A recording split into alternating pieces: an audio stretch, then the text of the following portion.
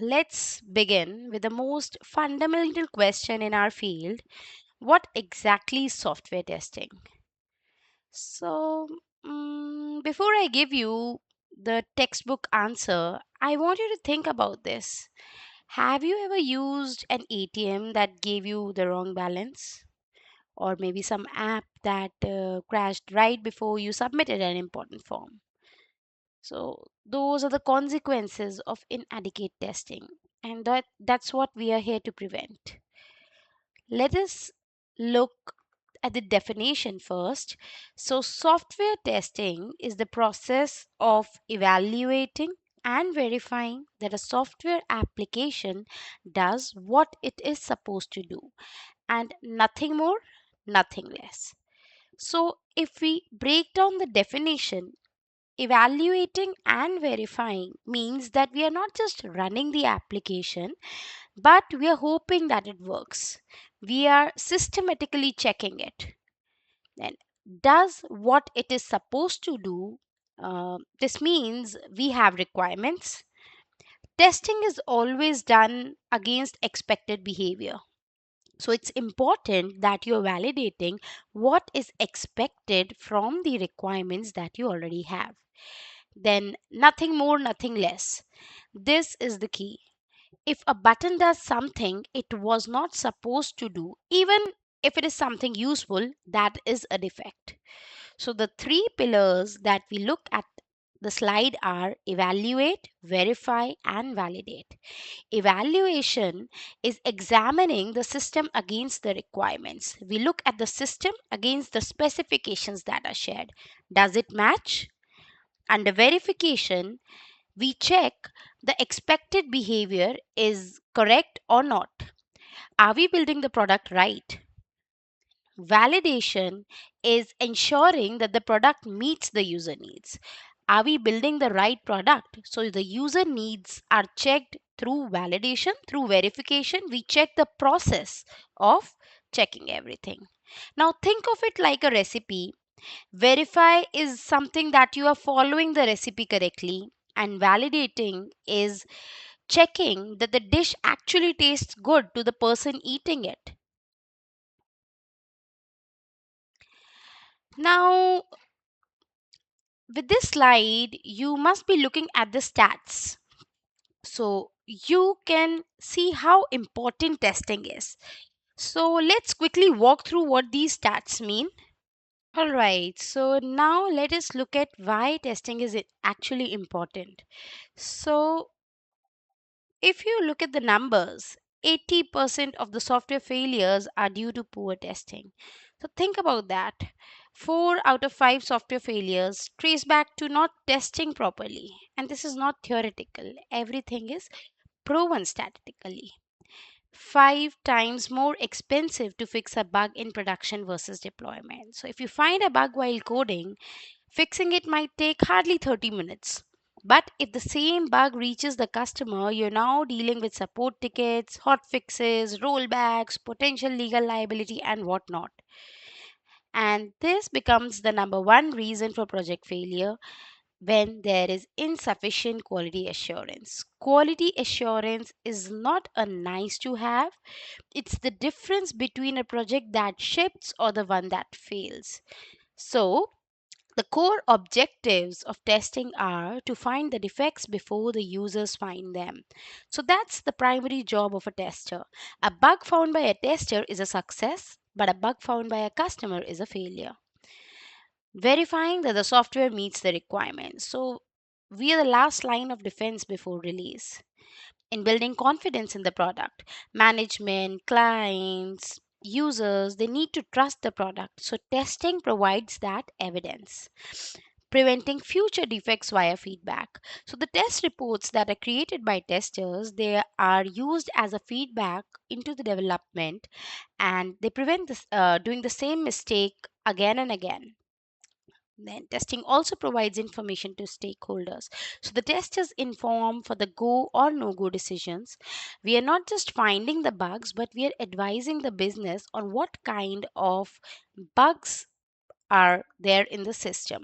So before we jump on to the next slide, I would like to bring up a practical experience that I've had in one of my projects.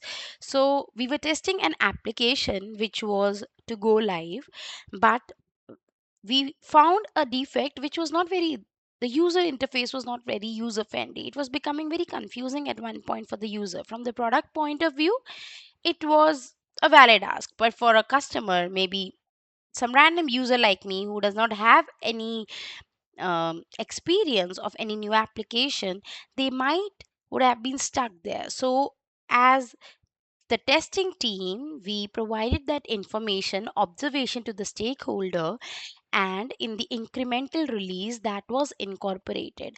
So the testers are not really checking for the failures in the system, but they are also thinking from the user's perspective what they would feel. So you have to step into the shoes of the users and then start validating the application. Now, if you look at this slide, you must be seeing how the cost of the defects is increasing as the requirement changes. So, this bar chart does all the talking. So, let's talk about how money matters, or what is the price that you pay when some bug or a defect comes up in production. So, this slide totally tells or relates that why catching bugs early is not just a good practice, but it is also financially crucial. So in the requirements phase, if you find a bug, suppose a misunderstood feature, it costs almost nothing. It's just a conversation and a document update. During the design phase, when we have based the architecture on a flawed requirement, there would be more rework, hence, 5 times the cost. During the development phase, the code is written, refactoring is expensive, tests would be rewritten, hence, the cost increases. Bug found in QA. Now we need to do regression testing, retest the fix, and test all the modules that might be impacted because of that fix. During the production, this is the nightmare scenario. So, customer facing bug, support load, patch deployment, potential data loss, PR damage, and in extreme cases, legal liability as well. So, one of the real world example is the case of Therac 25 radiation. So, a race condition in the software controlling a radiation therapy machine caused massive overdoses, and patients died because of that. No independent hardware safety interlocks. The software was trusted completely. It crashed, and that crashing error, it costed lives of patients. Similarly, NASA's Mars orbiter, climate orbiter, one team used metrics unit, another one used imperial. That was 327 million. Close to that, the spacecraft was lost. A simple unit conversion test would have caught it.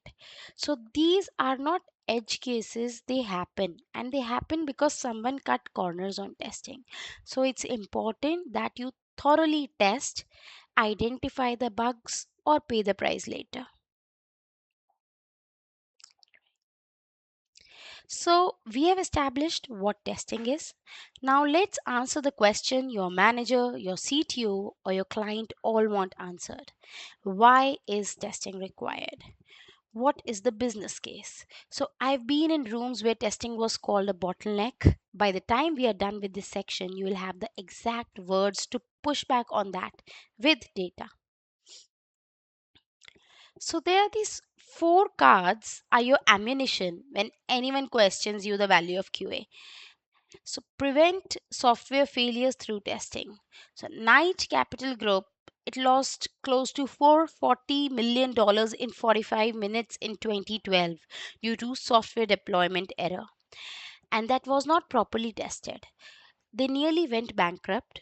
Then there was Boeing's MCAS system, the 737 MAX crashes, involved software that was not adequately tested across all flight scenarios. So testing is not optional in safety critical domain. It becomes the primary engine to improve the overall product quality. So quality is not just no bugs, it is also about performance under load, maybe security, accessibility, compatibility. Testing covers all these cases. A product that works on Chrome but it breaks on Safari is a quality issue, and testing will catch it.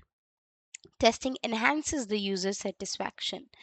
Studies have shown that users form an opinion of an app within 3 to 7 seconds. So if it crashes or behaves unexpectedly, they are gone and they don't come back. App Store reviews are brutal, and I believe most of you must be going through the reviews before you download any new app. One-star reviews almost always mention bugs. Testing finally or mainly or majorly impacts the maintenance cost. So this is the one that wins over the business stakeholders. The question is not, can we afford testing? It's, can we afford not to test? So post production fixes, it involves developers, operations, customer support, and sometimes legal teams. Testing is an upfront investment with massive returns, and it saves you from all that fiasco that might happen in production environment. So with this, you know what you have to answer when someone asks, why do we really need to test this system? All right. So this section happens to be the most academically significant part of the module. And this section I personally find most fascinating, the 7 principles of software testing. So these were formalized by ISTQB, which I said is a board, and these are recognized globally. Whether you work in India, the US, or Europe, if you sit in a testing interview, these will definitely come up. So ISTQB is the gold standard certification body for software testers. They have a foundation level exam, and it is one of the most widely held tech certifications in the world. These 7 principles are in their syllabus, and we'll spend a full slide on each of the principles and we'll talk about some real world examples. I hope you should be able to name all the 7 from memory at the end of the slide, and that will help you in excel in your interviews primarily, because that is what you must be targeting right now.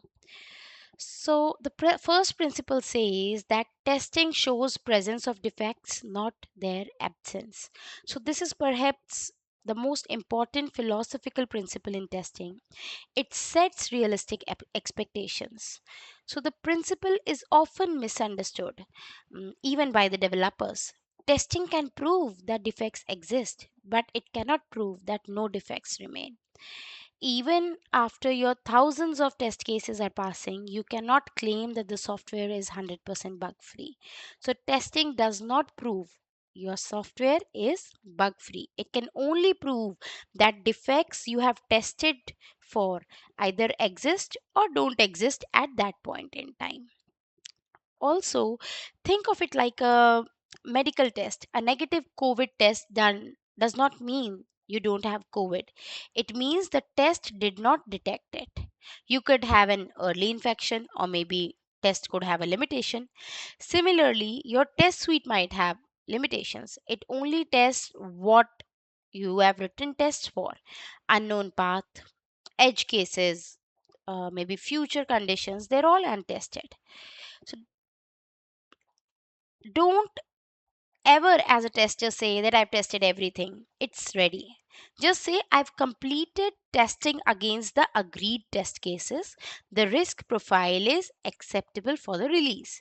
And this is how professionals communicate. It's honest, it's accurate.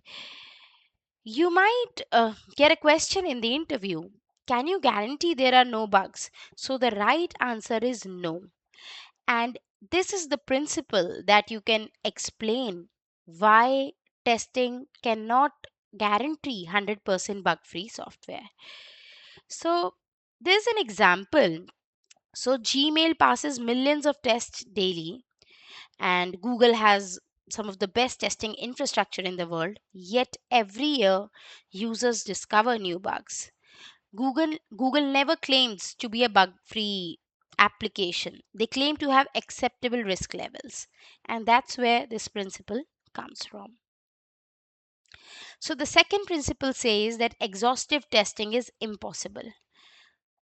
So test everything, thinking to maybe smart risk based testing is what you need to transition from. So you have to test in a smart way. Use risk and priority as your key points to find out the tests that you should be covering. So new testers, they often have anxiety about missing something. They want to test every possible input, every combination, every scenario. But here's the truth, that is mathematically impossible. A login form with just three fields can have billions of combination. Uh, Let us assume there's a password field. All right, there are 10 characters. It could be small a to z 26, in the uppercase a to z 0 to 9 10. So it makes a total of 62 characters. Now 10 characters, and each of the character could be one of the 62. It creates close to 839 trillion combinations, and at one combination per millisecond, that would take you close to around 26,000 years. So, and that is just one field. Multiply by the number of fields, screens, and user flows in a real app, and you'll be exhausted. So rather, we use techniques like equivalence partitioning, where we divide the input into classes and test one representative from each: valid, invalid, boundary.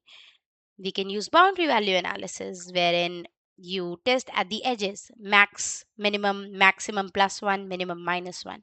Also, we can take the risk based testing approach, where we can prioritize the test cases by the probability of failure multiplied by the impact of failure.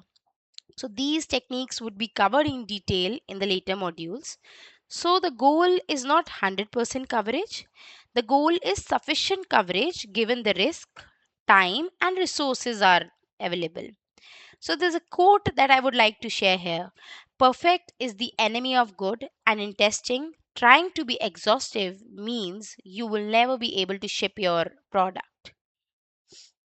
Now let's talk about the third principle of testing, which says early testing saves time and money. So, the sooner you start to test in SDLC, the cheaper and faster the defects are to fix. So, testing should begin at the requirement review, not after coding is done. You can directly relate it to the cost of defects chart from the previous slides. And this principle is why that chart looks the way it does. Remember the bar chart showing 1x to 100x cost escalation? This principle is the reason. The earlier you find a defect, the cheaper it is to fix. Now, there's a term called shift left testing that is being widely used in the industry. Shift left means that you're moving testing activities earlier to the left in the software development lifecycle. So the traditional approach is first you do the requirements, design, code, test, and then you deploy. But with shift left, test starts with the requirement. Then during the design, you're testing code, test, and deploy. So you're testing with the initial stages as well. So modern agile teams, they practice shift left by involving QA in the requirement reviews, in the sprint planning, and design discussions. So, some of the examples of early testing are reviewing the requirements for any ambiguity even before the code is written, testing the API contracts before the UI is built. Unit tests are written alongside the code. Static code analysis during the development is one of the example of early testing. So I've seen projects where a 2-hour requirement review saved 2 weeks of rework, and that is the ROI of early testing.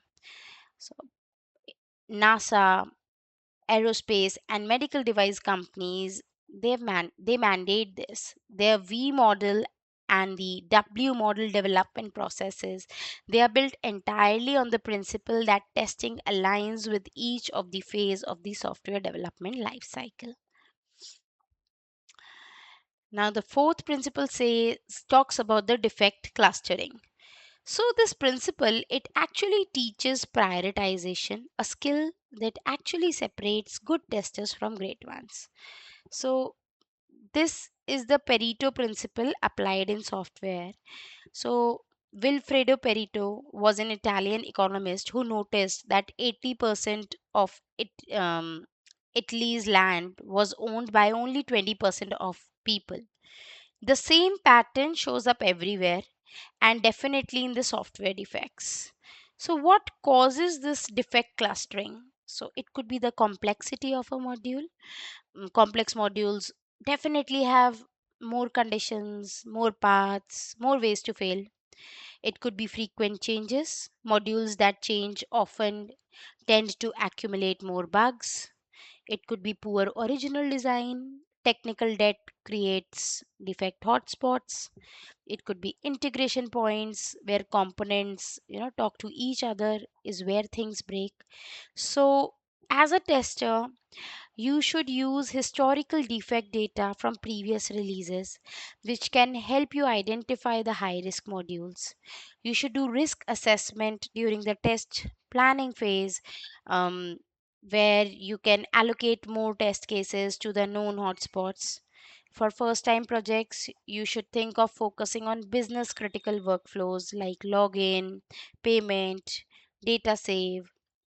So, when you join a new project, one of the first thing to ask is where did the bugs come from in the last release? And that tells you where to focus your effort on. So, it's as same as knowing which road in the city have the most accidents. You don't patrol every road equally. You deploy resources where the risk is highest. So, same principle goes here. The fifth principle talks about the pesticide paradox, which is repeating tests stops finding bugs. So this is one of the most counterintuitive principle. Automation teams especially need to hear this. So the term comes from Boris Beezer's 1990 book on software testing techniques. He noticed that just as insects evolve resistance to pesticides, software defects seems to become immune to repeated test cases. The tests stop finding new bugs not because there are none, but because the tests are covering only those things that have already been covered. So developers generally learn from past failures and avoid the same mistake. The code base evolves, but the test does not. New features are added, but old test does not cover them. Automation gives a false sense of security, false passes, the suit passed, we are good. So, this is the danger false confidence. A test suit that always passes 100% might just mean that it is not testing the right things. Teams celebrate green builds without asking, are we testing the new functionality? So, in such a case, if you feel that your tests are passing, review and update the test suits with every sprinter release. Add new test cases based on the new features and recent bug reports. Use exploratory testing alongside scripted tests. Maybe human intuition finds what scripts miss. Also, go for mutation testing where you deliberately introduce bugs to verify your tests are catching them. So, I've seen teams with thousands of automated test cases that gave everyone confidence until a critical new feature shipped with a major bug because nobody wrote test for it. So stale test suits are like false confidence, and it is important that you review your test suits time and again to ensure that pesticide paradox is not hitting your releases. So testing is context dependent is the sixth principle of testing. So one of the most common mistakes a lot of junior testers make uh, is applying the same testing mindset to every project. What works for an e commerce site does not work for an aircraft control system. Context is everything. Let us talk about some of the domains and try to see what context dependency is here. So let's talk about healthcare first. Maybe hospital management, medical devices. So there's regulatory compliances that you check, which are different for healthcare. Defects can cause patient harm. Zero tolerance for critical failure in industries like this. Extensive documentation to be there. Traceability matrices, formal reviews, everything should be there. Validation is legally required, and you cannot just go with verification. Also in banking and fintech, you it's non-negotiable to ignore penetration or security testing. PCI DSS compliance for payment processing is important. And transaction accuracy up to the last decimal, no rounding errors should be there for a payment or a financial application. Performance should be validated under peak load, month end, salary credit days. Your application should be working as expected. Even in gaming, gameplay fun and balance testing, human judgment is definitely required there. Graphics and audio on multiple devices, configurations, server load during peak events like game launches, tournaments. Then it's very different from compliance heavy domains that we have just discussed, like healthcare and finance. So each of these different domains have a very different context, or you need to have a different mindset while you're testing it. Think about social media. It will scale to billions of users, millions of concurrent sessions. That is the mindset that you'd be thinking. That are the type of testing that you will be incorporating. UX and accessibility testing would be there in social media or consumer apps. Content moderation systems would be validated to see if correct output is being displayed. There would be rapid iterations, there would be frequent releases. So the skills you build in testing transfer across domain, but the priorities, the tools and the standards shift significantly. Knowing this helps you position yourself in the job market and also to identify where you are lacking. And now we finally come to the seventh principle of testing, which talks about absence of error. That's a fallacy. So, this is the most thought provoking principle. It challenges the definition of success in software development. So, this is my personal favorite principle. It challenges a deeply held assumption that if we fix all the bugs, we have succeeded. That's a false. So, a system with zero bugs is useless if it does not do what the user actually needs. So, if you're verifying the wrong requirements perfectly, still the product that you're producing is failing. So, a bug free product that fails to meet user needs is a failure. So, the core idea, we'll trace it back to the verification and validation here. So, verification is, are we building the product right, which means internal correctness? And the validation is, are we building the right product, the external usefulness? So a product can pass verification perfectly, but it can still fail validation. So it's important that you understand that you are validating the right product. And if your system has zero bugs, it does not mean that it is actually doing what the user wants. So some of the famous examples that I can quote here are Google Wave in the 2009. So there was rich collaboration, real-time editing, powerful APIs. It was launched with a fanfare and massive investment. Users could not really figure out what it was, but the product was bug-free, yet confusing. It got discontinued in an year 2010, not because of the bugs, but because it failed to meet the user needs. Amazon Fire Phone came in 2014. It was built to Amazon's exacting standards, solid hardware, software. So users did not want a phone tied to Amazon's ecosystem. It got discontinued after a year. Technically correct, practically unwanted. So it's a lesson for the testers. The testing must always align with the user's need and not just the requirements. Requirements are a proxy for user needs and sometimes they might be wrong. And this is why user acceptance testing or UAT exists. And this is why exploratory testing matters. This is why testers need to think like users, not just like engineers. So when you are testing, always ask, would a real user be able to accomplish what they need with this?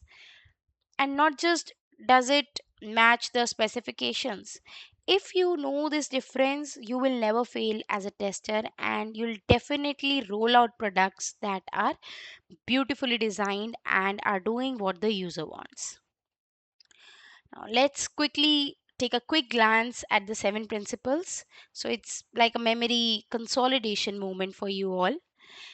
Before I walk through this, I would love if you guys could try to write down as many as these seven principles on a piece of paper and then check without looking at it. So let's do a quick one like recap now. We can find bugs, but we cannot guarantee zero bugs. The second one, testing all combination is mathematically impossible. So be smart while selecting your test. Early testing, so find it early, pay less. Defect clustering, the 80-20 rule. 80% of the bugs hide in 20% of the code. So know your hotspots. Pesticide paradox, it's important that you refresh your test. Old test would stop finding you new bugs, so keep refreshing them. Medical device testing is not equivalent to game app testing, so testing is context dependent. Know your domain. And a bug free app, absence of error, is a fallacy. It is an app that nobody could use and then it becomes a failure. So, these seven principles are your foundation. Everything that we'll be covering in the series going forward, test design, test management, automation, it's built on top of all three. So, if you are preparing for ISTQB foundation level, these principles are in chapter 1. They are guaranteed to appear. So, make sure that you remember them thoroughly.